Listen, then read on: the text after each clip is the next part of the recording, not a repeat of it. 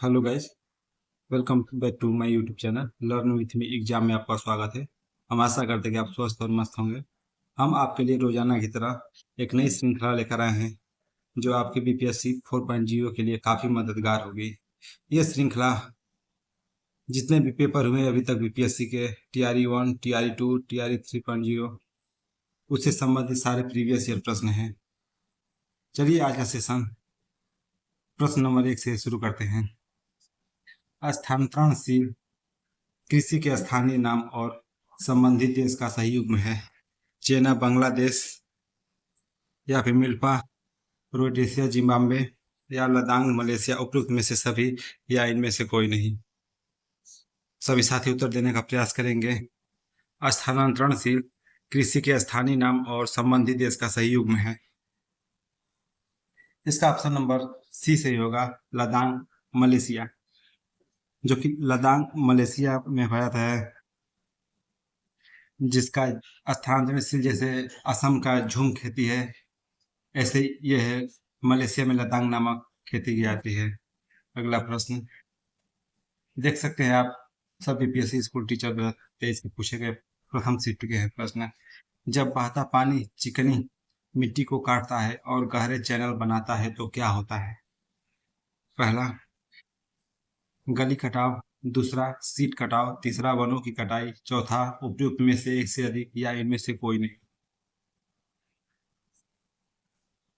जब बहता पानी चिकनी मिट्टी को काटता है और गहरे चैनल बनाता है तो उसे क्या होता है? इसका ऑप्शन नंबर कौन सा सही होगा? इसका ऑप्शन नंबर ए सही होगा, गली कटाव। जब बहता जल चिकनी मिट्टी को काटता है तो उसे गहरे जल अंदर तक जाता है जो चैनल का निर्माण करता है, जिसे हम गली कटाव कहते हैं। अगला प्रश्न आप देख सकते हैं कि ये TTI 2.0 में पूछा गया प्रश्न है। अगला प्रश्न निच्छालन प्रक्रिया संबंधित है। भारी वर्षा क्षेत्र से खनिज और मिट्टी से पौधों की जड़ों से उपयुक्त में से एक से अधिक या इनमें से कोई नहीं। ये भी देख सकते हैं साथी, बीपीएससी TRE 2.0 का प्रश्न है। इसका ऑप्शन नंबर कौन सा सही होगा? निच्छालन प्रक्रिया संबंधित है। सभी साथी उत्तर देने का प्रयास करेंगे। इसका ऑप्शन नंबर डी सही होगा, उपयुक्त में से एक से अधिक। अगला प्रश्न स्टेलेक्टाइट और स्टेलेमैग्नाइट स्थलाकृतियां बनती हैं कौन द्वारा? भूमिगत जल द्वारा, बर्फ द्वारा, उपयुक्त में से एक से अधिक या इनमें से कोई नहीं। स्टेलेक्टाइट और स्टेलेमैग्नाइट स्थलाकृतियां बनती हैं। इसका ऑप्शन नंबर कौन सा सही होगा? इसका ऑप्शन नंबर बी सही होगा, भूमिगत जल द्वारा। भूमिगत जल द्वारा ये सब स्थलाकृतियां बनती हैं। स्टेलेक्टाइट कंदराओं में चूने युक्त जल के टपकने से कंदरा छत के सहारे चूने का जमा होता है तथा उल्टे स्तंभ रूपी संरचना का निर्माण होता है, तो उसे स्टेलाक्टाइट कहते हैं। अगला प्रश्न जनसंख्या में परिवर्तन के तीन मुख्य कारक क्या है? जन्म, मृत्यु एवं विवाह, जन्म, मृत्यु एवं प्रवास, जन्म, मृत्यु एवं जीवन, या फिर एक से अधिक या इनमें से कोई नहीं। जनसंख्या में परिवर्तन के तीन मुख्य कारक क्या है? कौन सा ऑप्शन इसका सही होगा? इसका ऑप्शन नंबर बी सही होगा, जन्म, मृत्यु एवं प्रवास। जन्म, मृत्यु एवं प्रवास जनसंख्या में परिवर्तन के तीन मुख्य घटक हैं तथा जनसांख्यिकी मानव जनसंख्या का वैज्ञानिक अध्ययन भी है। अगला प्रश्न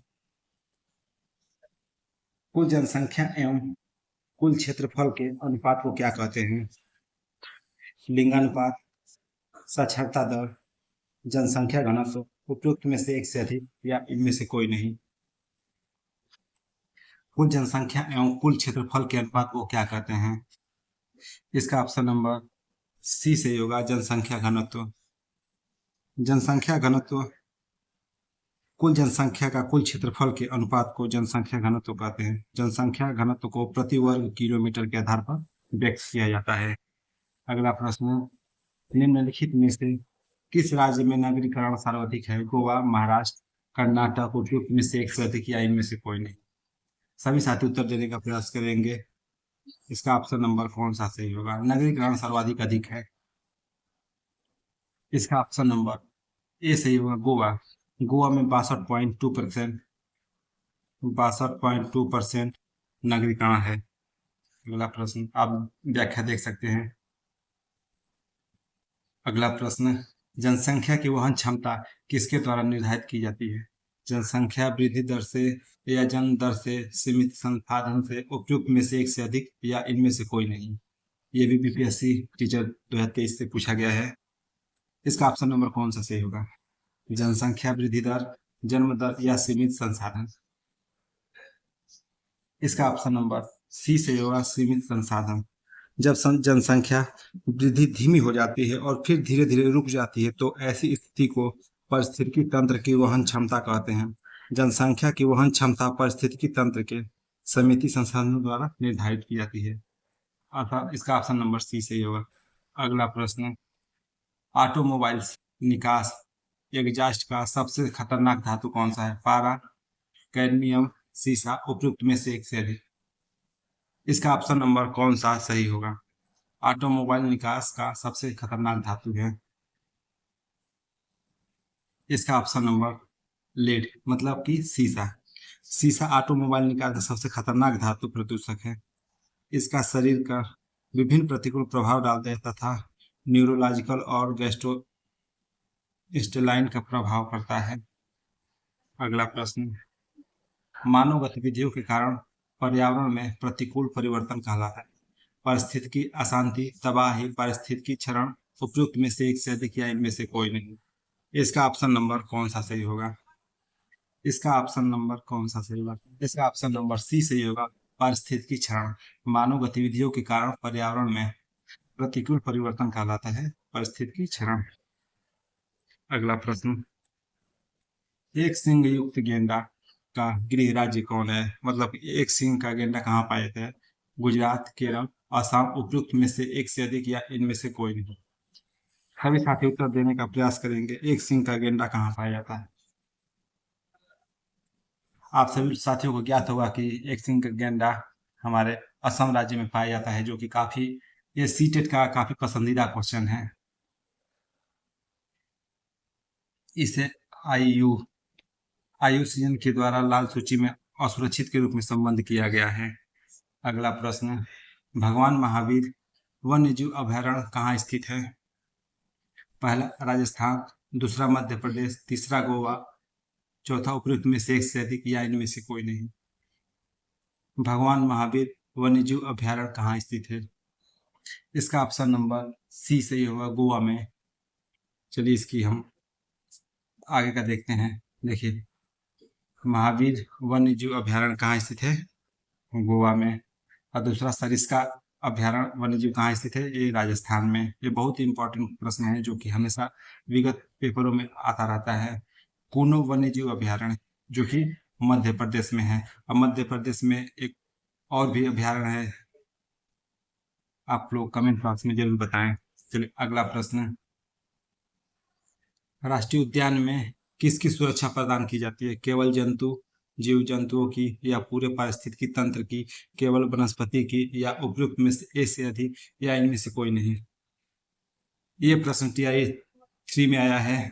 राष्ट्रीय उद्यान में किसकी सुरक्षा प्रदान की जाती है? सभी साथी उत्तर देने का प्रयास करेंगे। राष्ट्रीय उद्यान में किसकी सुरक्षा प्रदान की जाती है? इसका ऑप्शन नंबर बी होगा, पूरे पारिस्थितिकी तंत्र की। पूरे पारिस्थितिकी तंत्र में पर्यावरण और जीव विविधता को संरक्षित करने के उद्देश्य से नामित किया जा सकता है।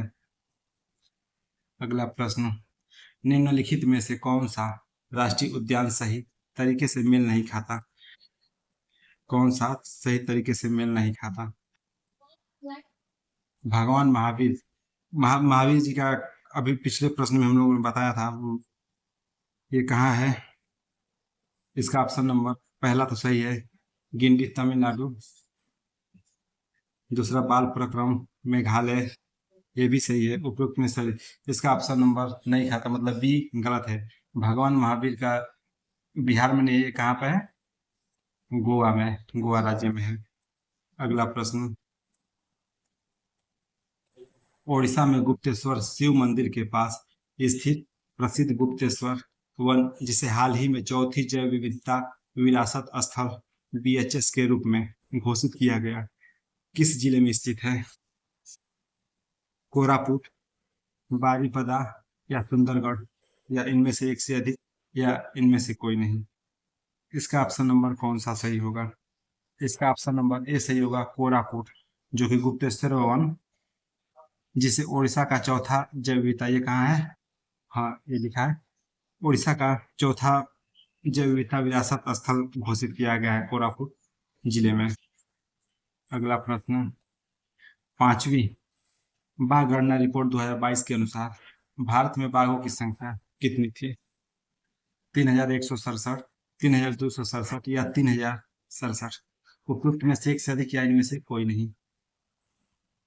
पांचवी बाघ गणना रिपोर्ट 2022 के अनुसार भारत में बाघों की संख्या कितनी थी? सभी साथी उत्तर देने का प्रयास करेंगे। इसका ऑप्शन नंबर ए सही होगा, 3167, जो कि 2022 के अनुसार भारत में बाघों की कुल जनसंख्या थी। यह दुनिया का 70% से अधिक जंगली बाघों के लिए निवास है।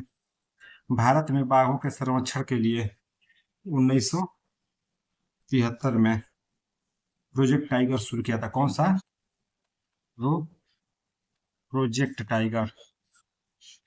प्रोजेक्ट टाइगर 1973 में शुरू किया गया था तथा यह देश के राष्ट्रीय उद्यानों में बाघों के लिए आश्रय तथा संरक्षण प्रदान करता है। अगला प्रश्न, मेलघाट टाइगर रिजर्व का संबंध किससे है? उत्तराखंड, महाराष्ट्र, पश्चिम बंगाल? उपयुक्त में से एक से अधिक, या इनमें से कोई नहीं?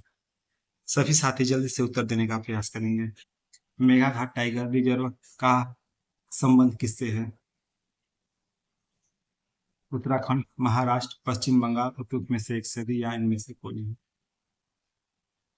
इसका ऑप्शन नंबर बी सही होगा, महाराष्ट्र। मेलघाट टाइगर जो कि रिजर्व है, कहाँ स्थित है? महाराष्ट्र से संबंधित है। यह 1974 में इसे बाघ अभयारण्य घोषित किया गया था। यह प्रोजेक्ट टाइगर के तहत 1973-74 में, जो कि 1973-74 में अधिसूचना पन्नो भाव बाघ अभयारण्य में से एक है। अगला प्रश्न, हिमालय भूरा भालू, एशियाई जंगली भैंसे, रेगिस्तानी लोमड़ी किसके उदाहरण हैं? दुर्लभ प्रजाति के, या विलुप्त प्रजाति के, लुप्त प्रजाति के, या उपयुक्त में से एक से अधिक, या इनमें से कोई नहीं? इसका ऑप्शन नंबर सभी साथी देने का प्रयास करेंगे। इसका ऑप्शन नंबर ए सही होगा, दुर्लभ प्रजाति, जो कि भूरा भालू, एशियाई जंगली भैंसे, रेगिस्तानी लोमड़ी उदाहरण है किसके? दुर्लभ प्रजाति के। अगला प्रश्न, निम्नलिखित में से किस गैस को वायुमंडलीय प्रदूषक माना जाता है? Argon, oxygen, sulphur dioxide? उपयुक्त में से एक से अधिक, या इनमें से कोई नहीं?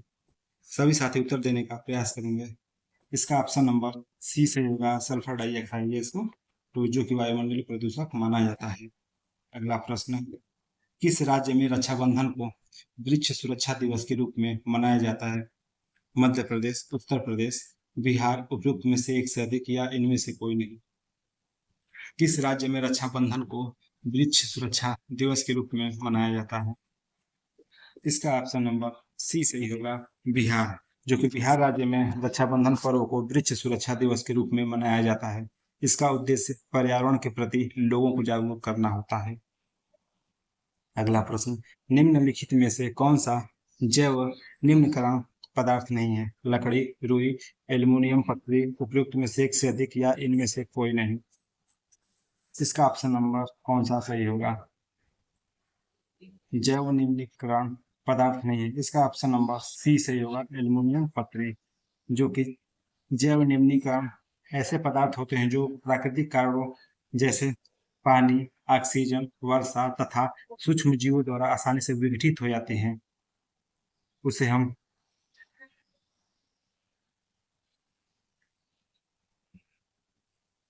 तथा एल्युमिनियम पतली जो कि नहीं विघटित होते हैं, इसे जैव निम्नीकरण कहते हैं। अगला प्रश्न, वह जानवर जो मुख्यतः मांस खाता है निम्न में से क्या कहलाता है? सर्वाहारी, मांसाहारी, शाकाहारी? मुख्यतः मांस खाता है। इसका ऑप्शन नंबर बी सही होगा, मांसाहारी। वह जानवर जो मुक्त मांस खाता है, ऑप्शन नंबर बी सही होगा। अगला प्रश्न, भारत में निम्नलिखित में से कौन सा स्थान जैव विविधता हॉटस्पॉट है? पश्चिमी घाट, नंदा देवी, अरावली, उपयुक्त में से एक से अधिक या इनमें से कोई नहीं। इसका ऑप्शन नंबर कौन सा सही होगा? सभी साथी उत्तर देने का प्रयास करें। इसका ऑप्शन नंबर ए सही होगा, पश्चिमी घाट, जो कि जैव विविधता के चार हॉट स्पॉट हैं। चार हॉट स्पॉट हैं। पहला हिमालय तथा पश्चिमी घाट, दूसरा हो गया तथा इंडो बर्मा तथा सुंदरलैंड, जो कि चार जैव विविधता हॉट स्पॉट हैं। अगला प्रश्न देखिए, इसका जितना भी ये सब इसके व्याख्या हैं, जो हमारे जो आप वीडियो को रोकर देख सकते हैं।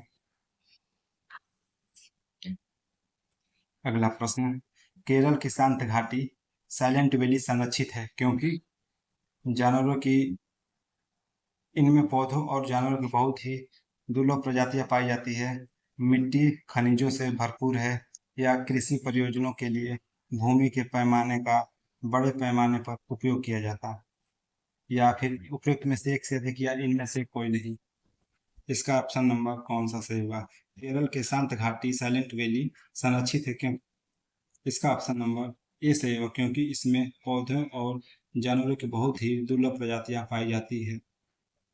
अगला प्रश्न,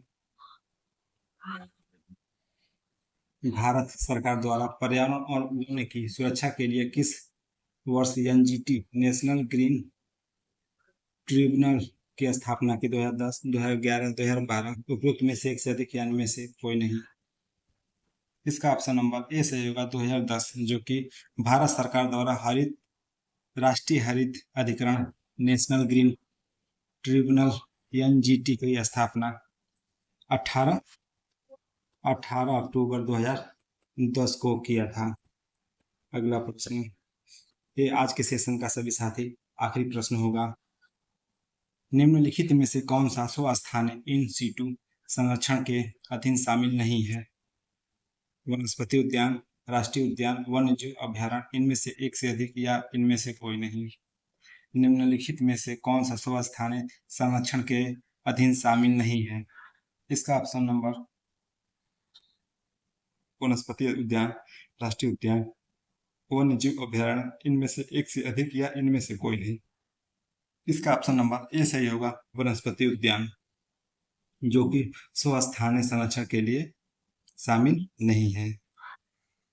अतः आपको यह सेशन अच्छा लगा होगा। इसमें हमने 30 प्रश्नों का संग्रह लिया था बीपीएससी के प्रीवियस ईयर प्रश्नों के। आप लोगों को यह सेशन अच्छा लगा होगा तो अपने दोस्तों को अवश्य शेयर करें, लाइक तथा कमेंट और सब्सक्राइब करना न भूलें। तब तक के लिए हमारे चैनल पर बने रहें। धन्यवाद।